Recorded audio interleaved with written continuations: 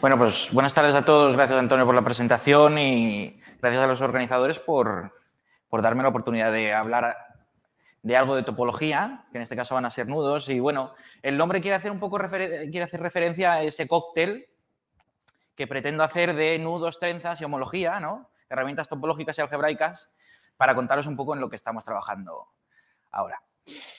Así que yo creo que el mejor guión es hacer un repaso de qué son los nudos, entender bien qué es un nudo, qué tipo de objetos trabajamos en teoría de nudos, qué son las trenzas, que son objetos que tienen un carácter mucho más algebraico, pero que se relacionan muchísimo con los nudos.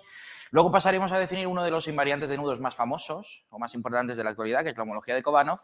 Y luego pasaremos a hablar de una serie de conjeturas que se puede observar a partir de este invariante en una familia de nudos, ¿no? Y en la cual estamos trabajando. Bien, lo primero es preguntarse qué es un nudo. La definición matemática es muy sencilla. Para nosotros un nudo es simplemente un subconjunto de puntos de R3 que es homeomorfo a una circunferencia, ¿vale? Esto atiende a la idea intuitiva de tomar una cuerda, nudarla de manera arbitraria y pegar sus extremos. Hasta ahí todo. Claro, podemos considerar a veces distintos nudos posiblemente entrelazados en el espacio, ¿no? Pero que sean disjuntos. Y entonces tenemos lo que se llama un enlace de mu componentes, ¿vale? Si tenemos mu nudos en el espacio, posiblemente entrelazados, tenemos mu componentes. Muy bien. En teoría de nudos es habitual, en lugar de trabajar con un objeto en R3, pues bajar una dimensión. Es decir, proyectamos en un plano a lo largo de una dirección concreta y obtenemos una proyección que llamamos proyección regular si evitamos ciertas situaciones malas, ¿no? Unas situaciones de tangencia, puntos triples, etcétera, etcétera. Entonces, si tenemos una proyección suficientemente buena, la llamamos regular, y esta proyección en cada punto de autointersección lo que podemos hacer es dotar de una información extra, de manera que nosotros sepamos identificar qué parte del nudo está más cerca o más lejana desde el punto desde el que nosotros proyectamos, ¿vale? Entonces, a esa dotación extra lo llamamos diagrama, ¿vale? Y es de nuevo un objeto plano que nos permite de alguna manera recuperar la información del objeto de partida que era el nudo, ¿vale? Es habitual encontrar en teoría de nudos la necesidad de orientar un nudo, que es simplemente marcar un punto y elegir una de las dos posibles direcciones en las que podemos orientar el nudo o recorrerlo, y esa orientación se hereda siempre en el diagrama, ¿vale? Muy bien, históricamente en teoría de nudos el problema fundamental ha sido clasificar nudos en base a una noción de equivalencia, ¿vale? La noción de equivalencia en nudos es esta. Dos enlaces L y L' se dicen equivalentes si existe una isotopía ambiente que lleva L en L'. Una isotopía ambiente es una deformación continua del espacio, de todo el espacio, de manera que a mí me interesa que me lleve un enlace en el otro, ¿sí? Esto se puede imaginar muy bien si imagináis un jarabe muy viscoso, de manera que tenéis vuestro enlace dentro, y una isotopía ambiente sería remover el jarabe de una manera conveniente, ¿no? Y esa deformación que se ve en el nudo es precisamente la obtención de otro nudo o enlace equivalente. Claro, en visión de diagramas nosotros vamos a decir que dos diagramas son equivalentes si representan enlaces equivalentes. Y para este problema, para decidir cuándo dos diagramas son equivalentes, tenemos una respuesta teórica que la dio Reidemeister en 1928, y lo que decía Reidemeister es: dos diagramas van a ser equivalentes solo si difieren en una cantidad finita de movimientos. Es decir, si mis diagramas son exactamente iguales, salvo una secuencia finita de movimientos que son estos de aquí, R1, R2 y R3, ¿vale? Eso lo que está representando es una modificación en un entorno pequeñito, en un entorno local del diagrama, el resto queda inalterado y en ese entorno local se provoca esa modificación, ¿de acuerdo? Podemos tener este trocito de cuerda y hacer aquí una especie de twist o un loop, ¿vale? Aquí digamos que pasa una cuerda por encima de la otra y aquí esta cuerda que pasa por debajo de este cruce, ¿no? Hacia la derecha. En fin, esos son los movimientos de Reidemeister, ¿vale?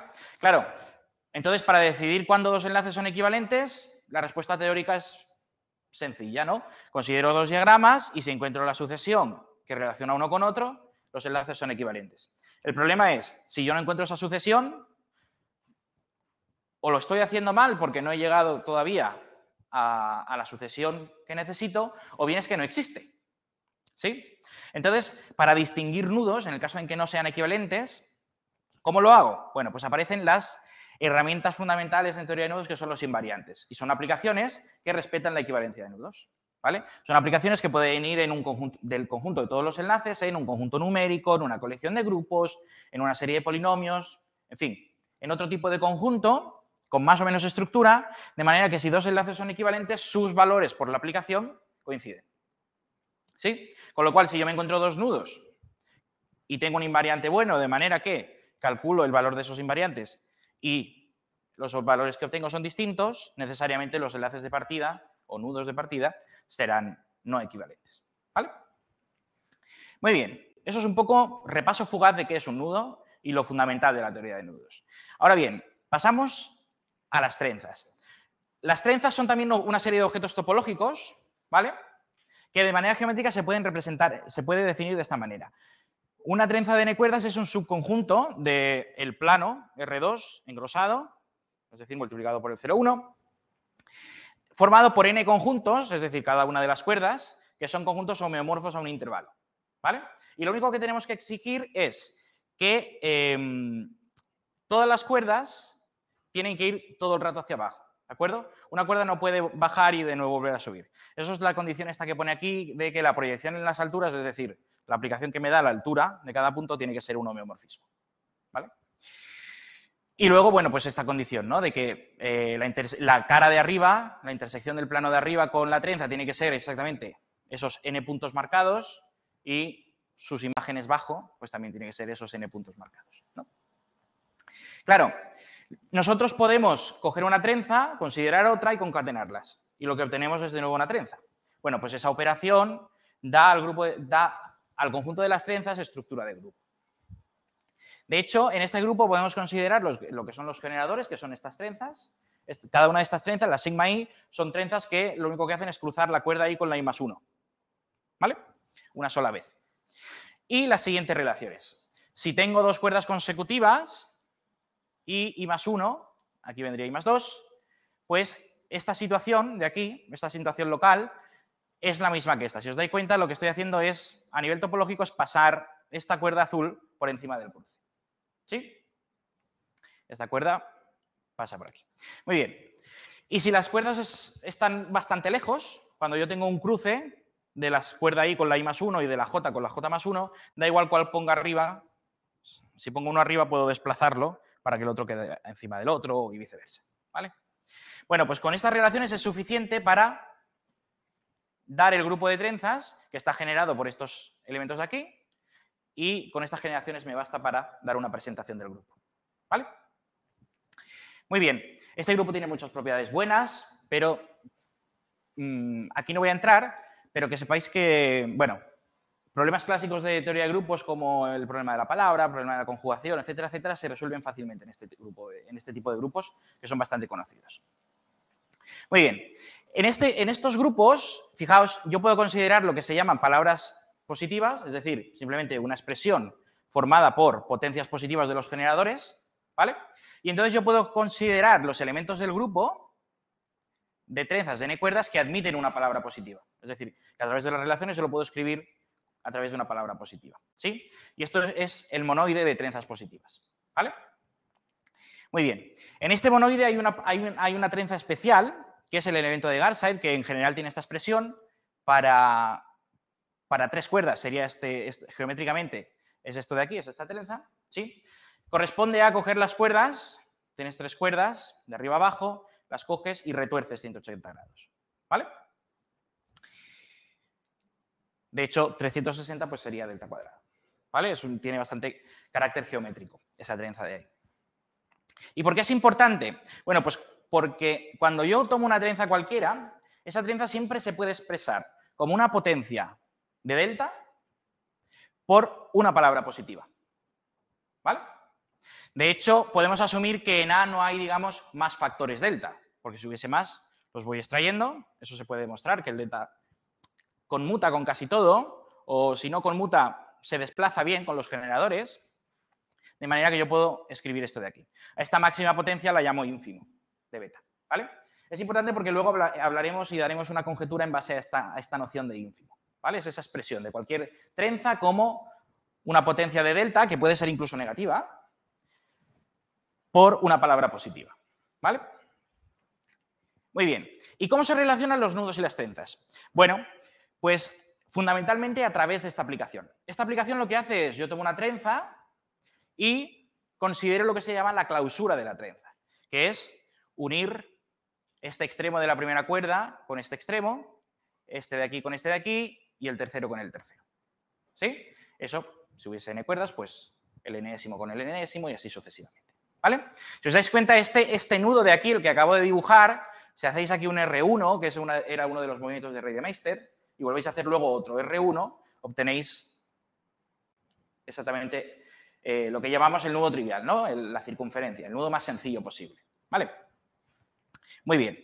¿Esta aplicación es sobreyectiva? Pues la respuesta es que sí. Es decir, cualquier enlace que yo me proponga se puede conseguir como clausura de una trenza.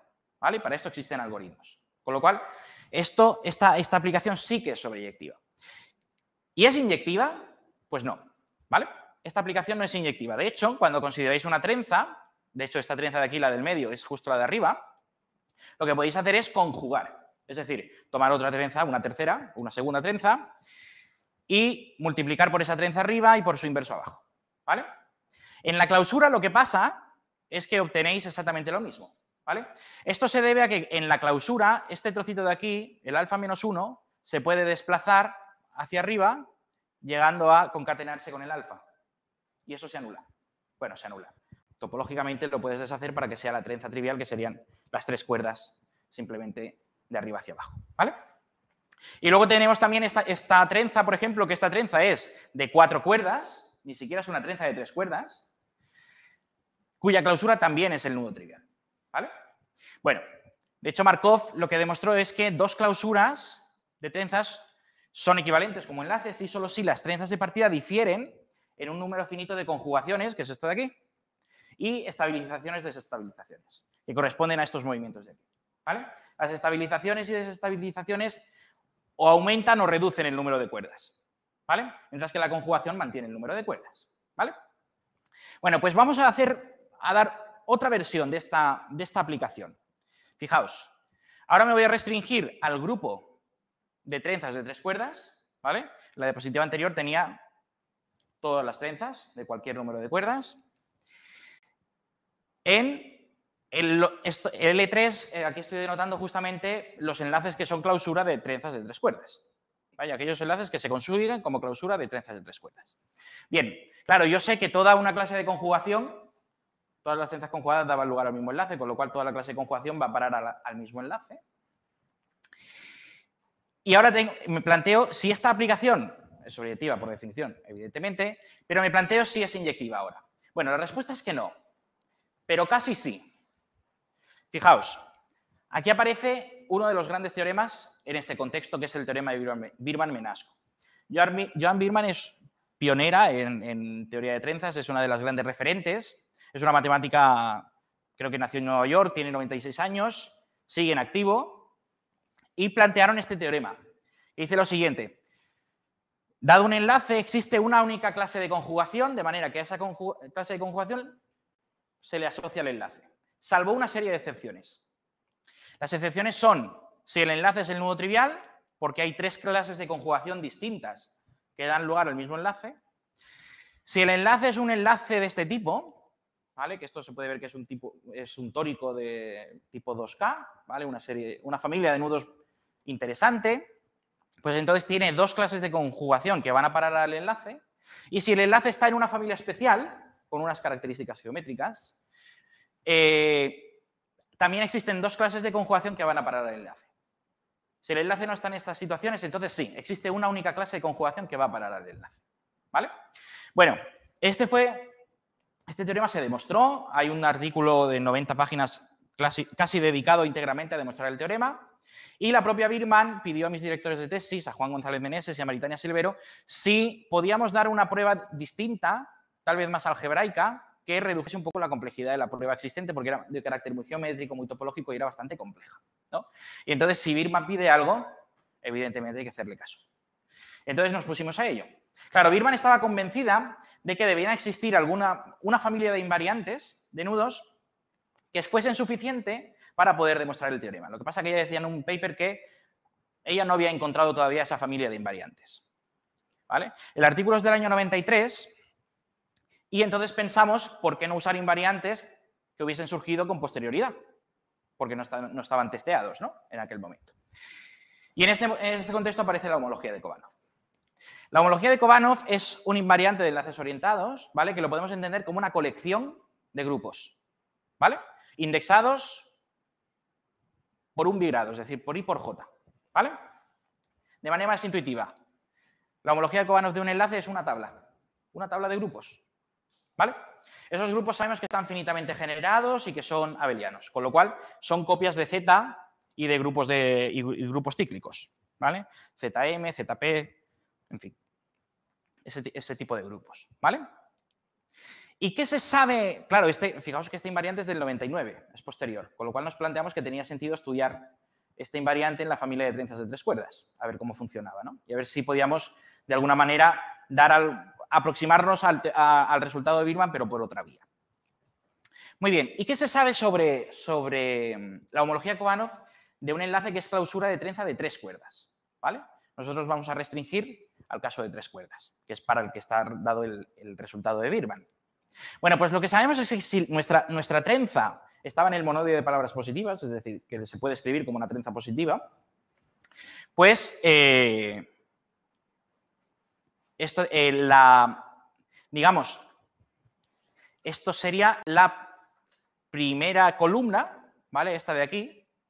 Sabemos que es Z para J el mínimo y J mínimo más 2 y 0 en cualquier otro caso, ¿vale? Es decir, la primera columna la conocemos, ¿vale? Bien, si la trenza es positiva, también sabemos que la segunda columna es todo ceros, ¿vale? De hecho, este ejemplo, pues aquí se cumple también, ¿vale? Luego, si nuestra trenza es una trenza de tres cuerdas, sabemos que, o conocemos el ancho, ¿vale? Esto lo demostró Lawrence en 2009 y el ancho aquí se refería, digamos, al número de diagonales que hay en esa tabla, ¿vale? Y luego Pristiq y Sazanovic en 2012 plantearon esta conjetura con muchos apartados, ¿vale? Hablando de la torsión, es decir, de esas copias de ZM que hay en la tabla, ¿vale? Bueno, esta conjetura ya solo queda la primera parte, lo otro está refutado, es lo que tienen las conjeturas. Y esta parte de aquí sigue siendo interesante y hay gente que todavía está trabajando en ello. De hecho, a través de los ejemplos que hemos hecho nos hemos ido aproximando cada vez más a esta conjetura y nos interesa cada vez más. Y lo que me dice es que cuando tengo una trenza de tres cuerdas, aquí en esta tabla lo único que puede aparecer son copias de Z y copias de Z2. Y se acabó. ¿Vale? Eso quiere decir que la única torsión es Z2, o solo hay Z2 torsión. Muy bien. Y esto abre la puerta a hablar de conjeturas de tres trenzas cerradas. Una tres trenza cerrada es un enlace que es clausura de una trenza de tres cuerdas. ¿Vale? Muy bien. Fijaos, con respecto a la conjetura de Pristiq y Sazanovic. Existe una clasificación de Murasugi, bueno, un teorema que se llama clasificación de Murasugi, que lo que me dice es que cuando tú coges una trenza de tres cuerdas, esa trenza es conjugado a un único elemento de alguien de estas familias, de aquí. ¿Vale? Claro, como yo sé que la homología, que dos trenzas que son conjugadas me dan lugar al mismo enlace, basta comprobar que la homología de Kobanov de los elementos que están en estas familias tienen únicamente Z2 torsión. Es decir, solo copias de Z y de Z2 en la tabla, ¿no? En la homología de Kobanov. Bueno, pues eso está probado para la primera familia, la omega 0, omega 1, omega 2, omega 3. Eso lo probaron Chandler, Lawrence, Sazanovic y Summers en 2021. Que Lomaki lo ha probado hace poco para omega 4 y omega 5, ¿vale? Y uno podría pensar, pues entonces ya está, casi resuelta, no. Las primeras 6 familias son casi casos particulares, ¿vale? O sea, la gran mayoría, si podemos entender que es una gran mayoría, la gran mayoría de trenzas son conjugadas a elementos que están aquí, en la sexta familia, ¿vale? O sea, que está casi todo por hacer, ¿vale? Y entonces nos preguntamos qué podemos hacer con eso. Bueno, nosotros nos pusimos a hacer ejemplos de para ver si entendíamos cómo funcionaba la homología de Kobanov en las trenzas de tres cuerdas. Y entonces lo que observamos al hacer muchos ejemplos es una cierta noción de estabilidad en la homología, ¿vale? Y esto se ve muy bien. Empezamos a calcular cosas, ¿vale? Claro, esto a mano no se puede, esto hay que hacerlo con un ordenador, ¿vale? Porque no es tiempo polinomial ni mucho menos. Ojalá fuese.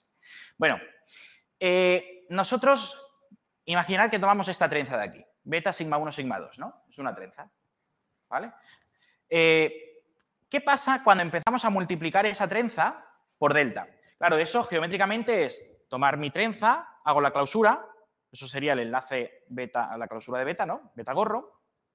Y si yo ahora corto, cojo las cuerdas y las retuerzo a 180 grados, eso sería el enlace asociado con la clausura de delta beta, ¿no? Y así sucesivamente. Es decir, aquí lo que estoy haciendo es calcular las homologías de Kobanov de los enlaces que resulta al ir haciendo pequeñas vueltas al enlace. ¿Vale? Muy bien. ¿Y qué se observa? Bueno, se observa que en algún momento aparece este bloque amarillo siempre. ¿Vale? Y una vez que aparece ese bloque amarillo, fijaos lo que pasa. Fijaos qué pasa cuando yo tengo aquí delta beta. De delta beta a delta cubo, la homología es exactamente la misma, salvo que de aquí a aquí se ha insertado este bloque morado. ¿Sí? ¿Veis que esta parte de aquí corresponde con esta parte de aquí? El bloque amarillo se mantiene y la única diferencia es que se ha incrustado aquí este bloque morado.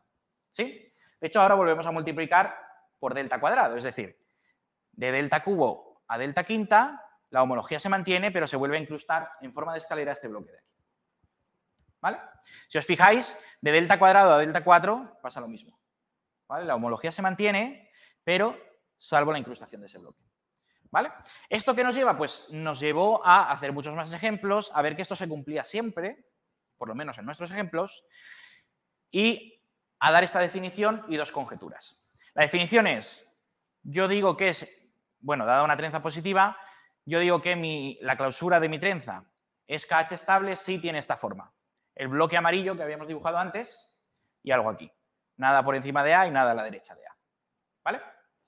Y entonces, lo que queríamos ver es que en algún momento, siempre, cuando te empezabas a multiplicar por delta, siempre llegabas a que algo era estable, ¿vale? Y uno se pregunta, ¿cuándo? Bueno, pues nosotros lo que creemos es que mi enlace es KH estable si solo si su ínfimo, ¿os acordáis de esa escritura de la trenza? Si su ínfimo es positivo, su longitud silábica es mayor o igual que 4. La longitud silábica es el número de bloques sigma 1, sigma 2 que hay. Es decir, la trenza sigma 1, sigma 2 tiene longitud silábica 2. Sigma 1, sigma 2, sigma 1 tiene longitud silábica 3. ¿Vale? Claro, y la conjetura 2 viene al hilo de la primera. Si yo consigo un enlace que es KH estable, puedo conocer la homología de cualquier potencia par de delta multiplicada por beta a partir de esta homología. ¿Vale? Esas incrustaciones de los bloques. Muy bien. Claro, la conjetura 1, el caso 1, que es, bueno, nosotros lo hemos elegido como ínfimo igual a 0 y longitud silábica mayor o igual que 4, hemos demostrado que la homología es de esta forma. Todavía nos falta saber esta fila, este trocito de fila. ¿Vale? O sea que es casi KH estable. Esperamos que todo esto sea trivial, ¿vale? O sea, que sea 0 y todo funcione. Pero ahí queda trabajo. El caso 2 es casi una exclusiva porque llevábamos unas semanas intentando probar esto de aquí y la semana pasada parece que creemos que lo tenemos. O sea, por eso está aquí en ámbar porque está en proceso de revisión, ¿vale? Pero creemos que lo tenemos. Y luego, el recíproco, que sería, bueno, por contrarrecíproco, ¿no? Imaginad que el ínfimo, pues que ni esto ni esto, ¿no? Si el ínfimo es menor o igual que 0 y la longitud silábica es menor o igual que 3, pues entonces se puede demostrar que la trenza es relativamente sencilla, que tiene esta forma de aquí. Sigma 1 elevado a K1, sigma 2 elevado a K1. ¿Vale? Y aquí creemos que es fácil ver que no sería KH estable, con lo cual ya tendríamos el recíproco. Pero bueno, en eso estamos. Fijaos que pasa una cosa también curiosa, que es, yo cojo la misma trenza y empiezo a multiplicar ahora por potencias, en lugar de potencias positivas de delta, por potencias negativas, ¿no? Bueno, pues llega un momento que aparece el bloque verde.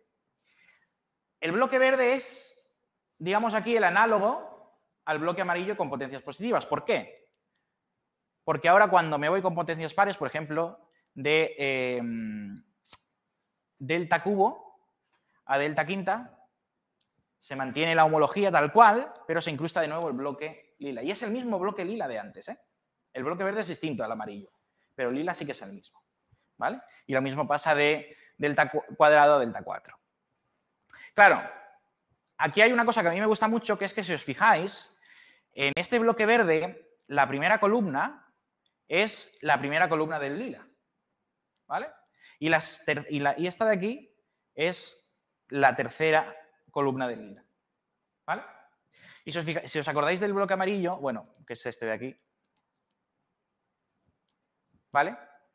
Esto corresponde con la segunda y la cuarta, ¿vale? Es decir, la superposición del amarillo y el verde dan lugar al morado, ¿vale? Todavía no entendemos muy bien por qué, pero creemos que tiene que tener una explicación razonable.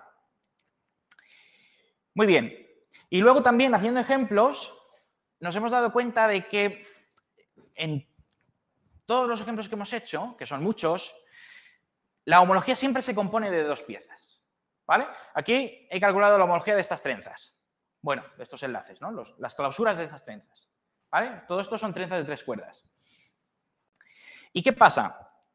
Bueno, pues que es que si os fijáis siempre, todas estas están formadas por la pieza esta de aquí, ¿vale? ZZ, y la pieza 1 y la pieza 2, ¿vale? Que sería, digamos, esta forma de caballo, ¿vale? Z aquí, Z2 aquí y Z aquí, ¿vale? Puede parecer que no, pero en realidad sí. O sea, fijaos en esta cosa de aquí, aquí lo que tengo es, digamos, una superposición de esas dos piezas, ¿vale? Tengo una primera pieza, Z, Z2, Z, que sería una pieza 2, superpuesta con otra pieza 2, Z, Z2, Z, ¿vale? Y si uno va haciendo este juego, se da cuenta que todo está formado por una superposición de estas piezas, ¿vale? Esto no es una cosa loca porque, de hecho, hay gente estudiando este tipo de configuraciones de la homología de Kobanov. Si en lugar de considerar grupos abelianos, ¿vale? Que se puede entender como Z-módulos, se consideran espacios vectoriales sobre Q, ¿vale? Y la homología se calcula sobre Q, es decir, es cambiar, digamos, aquí el anillo que está rondando todo el rato es Z, pero si eso lo cambiamos por un cuerpo, en este caso Q, se pensaba que la homología de Kobanov siempre se podía componer de estas dos piezas, ¿vale? Superponiendo estas dos piezas de manera inteligente, ¿vale? Y la conjetura se demostró se demostró que es falsa hace poco relativamente, ¿vale? Esa es la conjetura del movimiento del caballo. Claro, si os fijáis, si nosotros demostramos esto, que siempre se compone de pieza 1 y pieza 2, eso probaría la conjetura de Pristic y Sazanovic, que decía que en la homología de Kobanov solo puede haber copias de Z y copias de Z2. ¿Vale? Entonces, esto podría ser muy, muy interesante. Y entonces, nosotros ahora nos preguntamos algunas cosas en base a lo que hemos visto y a lo que estamos intentando probar, que es, ¿puede la homología de Kobanov ofrecer otra prueba al resultado de Billman? Porque ese era el objetivo principal, ¿no? ¿Es posible? ¿Se puede extender? Es decir, esto nos va a dar, si existe esa prueba alternativa, ¿va a ser suficientemente sencilla o entendible para poder intentar al menos extenderlo a 4 cuerdas? ¿Vale? La complejidad se aumenta mucho cuando cuando aumentamos el número de cuerdas. O sea, la familia de trenzas de 3 cuerdas es una familia suficientemente rica, pero controlable. Con 4 cuerdas, la casuística es muchísimo mayor, ¿vale? Entonces, hay que llevar cuidado. Entonces, nos preguntamos si es posible dar una extensión de ese resultado a 4 cuerdas. Y luego, como soñar es gratis, yo me pregunto, ¿la homología de Kobanov es un invariante completo en esta familia?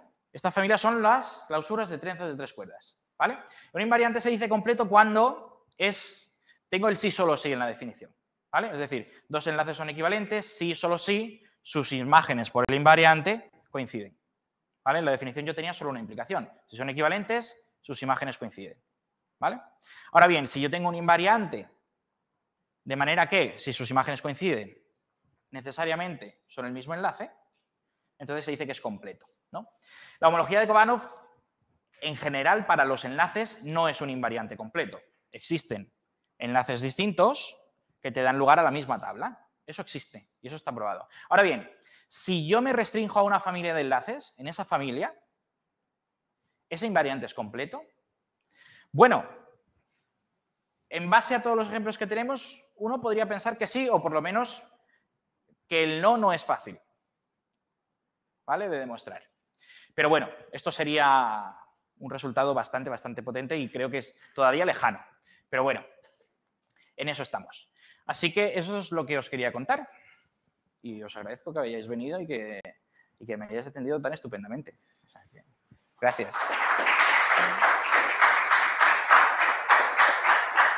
Muchas gracias, Álvaro. Una charla estupenda. ¿Preguntas? Yo sin haberme enterado de nada, te quiero preguntar. ¿Hay algún motivo en especial, alguna razón que hayáis visto rápida del por qué bueno, la persona esa que usó la conjetura hace poco de lo último diapositiva, la de Q? El motivo por el que con Q no funciona, vosotros creéis que con Z en el otro, en lo que vosotros estáis considerando sí funciona. Claro, nosotros lo que no sé. De hecho, eso no sé, si nosotros consiguiésemos demostrar lo que creemos que es cierto para Z, esta conjetura sería cierta en una familia concreta de enlaces, que serían los enlaces que son clausura de trenzas de 3 cuerdas. ¿Vale? Claro, uno se pregunta, o sea, eso implicaría, ¿no? Uno se pregunta, entonces este contraejemplo, a ver si el contraejemplo que dieron ellos es un enlace que es clausura de trenzas de 3 cuerdas y entonces estáis, bueno, ya se ha visto que no. Bueno, la respuesta es que no, el contraejemplo que existe no es una trenza de 3 cuerdas, ¿vale? O sea, no es la clausura de una trenza de 3 cuerdas. Es la clausura de una trenza porque cualquier enlace es clausura de una trenza, pero de un número bastante mayor de cuerdas. ¿Vale? O sea, que todavía quedan esperanzas de que esta conjetura sea cierta para una familia de cuerdas, para una familia de enlaces concreta. Yo tengo una pregunta, y es que en el resultado original de Billman que estaban intentando probar, ¿hay interés teórico en que esté enunciado para una trenza de 3 cuerdas? Me refiero, al menos, ¿tenéis algún tipo de control de si con 3 cuerdas se pueden conseguir una gran cantidad de nudos en general? Bueno, la familia, o sea, Billman lo dice en su artículo, dice que la familia de trenzas de 3 cuerdas es, bueno, es controlable, pero que da un número de enlaces muy rico, ¿no? Y que hay nudos con propiedades muy interesantes en esa familia, ¿no? Claro, las trenzas de 3 cuerdas son las más fáciles, ¿no? Y tienen propiedades muy buenas, ¿no? Por ejemplo, todo el problema de conjugación está resuelto para cualquier número de cuerdas, pero es especialmente rápido para trenzas de 3 cuerdas. Entonces, claro, decir cuándo dos clases de conjugación son distintas o dan lugar al mismo enlace, en ese contexto es muy rápido de saber, ¿no? Por eso el teorema de Billman está potente, porque hay muchas herramientas para conocer las clases de conjugación de trenzas, y en particular de las de 3 cuerdas, que es el algoritmo es muy rápido.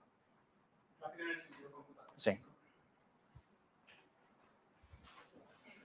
Yo tengo otra pregunta. Al comienzo hablaste de que con los invariantes ibas a pedir que hubiera cierta estructura en el conjunto. ¿Qué tipo de estructura te interesa que haya? Digamos, puedes ver, extraer resultados usando la estructura de grupo o algo así, pero ¿qué le pides que tenga la estructura y si hereda algo de esa estructura? Sí, a veces ni siquiera pedimos estructura, ¿eh? O sea, puede ser que no pidamos estructura. Cuando pedimos estructura, no tengo muy claro si existe algún ejemplo interesante o importante en el que la estructura del conjunto de llegada, ¿no? de donde va tu invariante, refleje o, por lo menos, yo qué sé, cause alguna obstrucción o impida alguna casuística en tus enlaces. Yo te diría que a priori tú puedes elegir un conjunto que sea lo más entendible posible, pero no tiene por qué haber estructura. Puede ser una colección de grupos arbitraria, sí que puede ser un anillo de polinomios, o puede ser un conjunto numérico, o a veces simplemente un conjunto binario, donde hay mucha estructura, pues no tenemos, en fin. Y una segunda, ¿hay alguna forma de construir enlaces infinitos que tengas ¿Enlaces infinitos? ¿En qué sentido? Bueno, trenzas infinitas, que puedas decir tú con algún tipo de función qué tipo de enlaces están dando, pero eso no sea algo finito, sino que tengas... Claro, el no problema habitualmente es que en teoría de nudos la definición que damos de nudo es suficientemente amplia como para incluir una serie de casos patológicos que se llaman nudos salvajes, ¿vale? Que precisamente lo que de alguna manera tiene que ver con esto y es que cuando yo los intento representar de manera polinomial, es decir, a través de vértices y segmentos, no los puedo representar con un número finito, ¿vale? Y esos, para desarrollar la teoría de nudos, dan muchos problemas. Y entonces lo que se suele hacer y se ha hecho históricamente es descartarlos. Y entonces trabajar únicamente con nudos que se llaman dóciles, que son aquellos que se pueden escribir como un nudo poligonal, es decir, únicamente con vértices y segmentos. Claro, una trenza de este tipo yo creo que no se podría escribir, yo creo que daría lugar seguramente a un enlace que no se puede dibujar con un número finito de... podría tener algún caso que hubiera periodicidad y con esto pudieras como que atrapar el problema por ahí, ¿no? Puede ser. Puede ser, pero ahí lo desconozco, pero... Hay muy poquita gente trabajando con nudos salvajes. Está un poco inexplorado, también porque la riqueza que tiene la parte de la teoría de nudos con nudos dóciles es mucha, ¿no? Y claro, causa muchas patologías el trabajo con nudos salvajes. Pues antes de terminar, una pregunta que normalmente lo hago, y es que un poco, si te importaría contar cuál ha sido tu experiencia en ese tiempo que llevas en investigación matemática y en el doctorado aquí en el mismo tío. Bueno, pues yo soy casi un recién llegado, o sea que creo que me queda mucho por saborear y, bueno, también mucho por sufrir, en algún sentido, pero, bueno, mi motivación para venir aquí, yo siempre había querido ser profesor de matemáticas, eso lo tenía clarísimo, y cuando llegó el momento de decidir qué hacer, pues me daba mucho apuro dejar las matemáticas, ¿no? En ese momento, por lo menos, yo qué sé, las matemáticas, conocer matemáticas nuevas, seguir trabajando y hablando con gente de matemáticas, me daba mucha pena, ¿no? Y entonces encontré en la investigación, pues, un trabajo perfecto para, bueno, para tener las dos cosas, ¿no? Y es verdad que los inicios son difíciles porque todos sabemos que hay que encontrar una financiación, un apoyo, muchas veces hay que estar fuera de casa, en fin, los hándicaps son muchos. Pero yo creo que es un trabajo muy bonito. Y yo de lo que más disfruto es de hablar con gente de matemáticas. Y evidentemente si a uno le gustan mucho las matemáticas y quiere seguir hablando de ellas continuamente y viendo qué matemáticas nuevas están haciendo, yo creo que la investigación es una opción estupenda. Difícil, por supuesto, pero bueno. En cada uno estará valorar si le vale la pena o no. Yo estoy empezando y, por supuesto, que me vale la pena y me merece la pena y estoy encantado. En el futuro, bueno, pues veremos si el futuro es amable o si la suerte nos acompaña. Porque, bueno, sabemos que es difícil, pero bueno, de alguna manera habrá que probar y habrá que intentarlo, por supuesto. Me da la impresión de que ya. Bueno, agradecemos otra vez a Álvaro.